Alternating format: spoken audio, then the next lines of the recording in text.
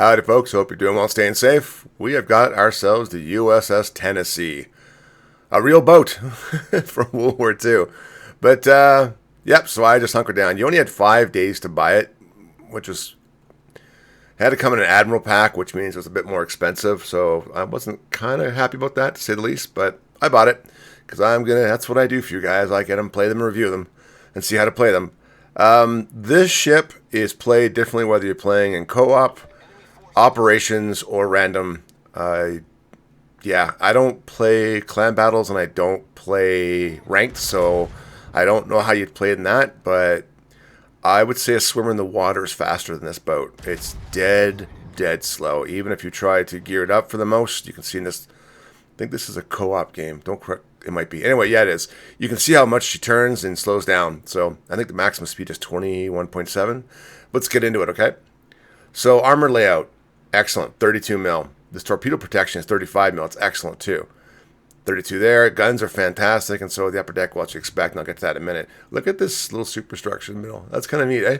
But you have a good citadel, and you have a torpedo protection all around you. Sorry. Yeah. Anyway, let's go into survivability. 59, not bad. 35% torpedo protection. That's pretty good. Artillery.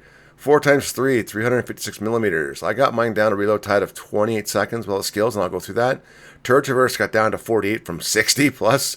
Range is 23.4. I took the range mod because I'll explain that why that's important a bit later. She's got a 30% fire chance, which is fantastic. Secondaries, I got them up to 7.3. They have a 5% fire chance and 21 mil, which means they can penetrate any DD up to tier 10. No, not a problem.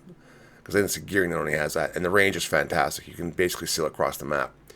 Airstrikes, you got 30 seconds. I wish this was about 25 seconds, but you get up to 10k, which is not bad at all. Hey, forget it. Nah, I'm just kidding. 21.5, yeah, and then 14.8. I think you can get a 21.7. She's a chunky girl, and she's very slow. 11.4 kilometers for detectability. In smoke penalty, 12.6, which is actually kind of decent at tier 8 for a battleship. And, of course, detectability by air is 8.4. Equipment, okay, here's some of the differences. Randoms, I take this. Okay, main armification. Sorry, for the rest of it. I've actually elected to take in this now skill. This keeps your AA and your secondary batteries at 100%. No matter what you get bombed, they don't get destroyed. I just found this skill. This is fantastic for battleships, so you might want to take it. You're going to get a lot of fire, so I take fire reduction as much as possible with this ship. I do take artillery plotter room because I get more range, 16% plus extra 5 on the secondary guns. And of course, minus 5 on them. You could take this one as a form of grease to gears, the extra 15%. It gets it down to 41 per seconds as opposed to 48.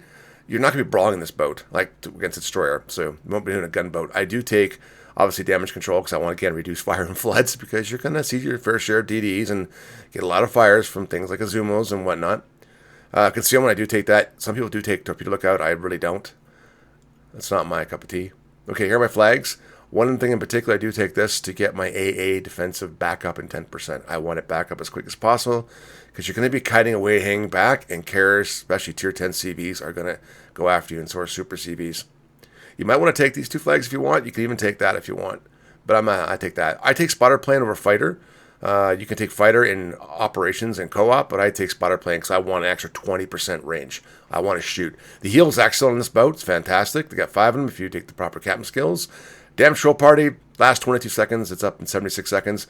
Defensive AA. This is very important, especially with that skill I told you about with the mounts and keeping them. Yeah, late in the game when carriers start hunting you when you're down to maybe a 30 of health, it's nice to have that, I found so far. Exterior, I just take the actual normal camo. The Art Department Wargaming, great job as always. Captain skill, Captain George Doe. I take gun feeder because I want to reduce my time for reloads or going between HE and AP by 60%. It's a special thing of this feature, this captain. I don't take the standard ones you guys see, preventive maintenance, detectability. I do take grease to gears. This is plus 25%. This is fantastic because it gets it down to, I think, 48 seconds to turn my guns from 60 seconds. You guys know me. I take adrenaline rush. And I've started with this boat to start taking the basic survivability, minus 15 on fires, flooding. You get the idea. Trying to reduce as much as possible the damage I can take. I also take Emergency Repair Expert because that's plus 10% how long my consumables last, which is the repair and the heal. So I get more, plus I get 1 of each of extra for them. So it's fantastic for my heal. I get 5, and I use a lot of heals, especially in operations. I do take concealment. And as well, I don't normally take this because I like to brawl, but I'm starting to take fire prevention because in operations, in randoms, you can get set on fire pretty quick. And this is a good example of this game. Oh, I didn't rage quit this game with my clan. We were playing the other night, but I was so upset, man. How many Shinos can you put in a game? I think at 1.7 of them are targeting me. I'd have 4 fires, put it out, and they'd put it right back on me within like seconds. It was disgusting. But anyway, what do I think of the boat? I'm going to give it a thumbs up. I do like it.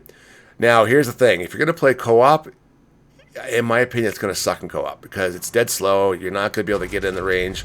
I did a few games in it, and it's like, I made a difference, did really well, but you're not going to be the top player. You're not going to have that much fun. The game's over too quick. It's not a strategy game.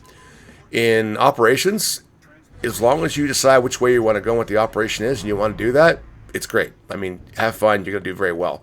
So it's okay in operations. It's not my favorite boat in operations, but I'm playing it. It's kind of fun. It does Citadel the bejeepers. I don't care what you're playing, co-op or operations or randos, of cruisers. This thing, I might get one here. This is just... Oh yeah, I got ripped off. It's bots. Bots cheat.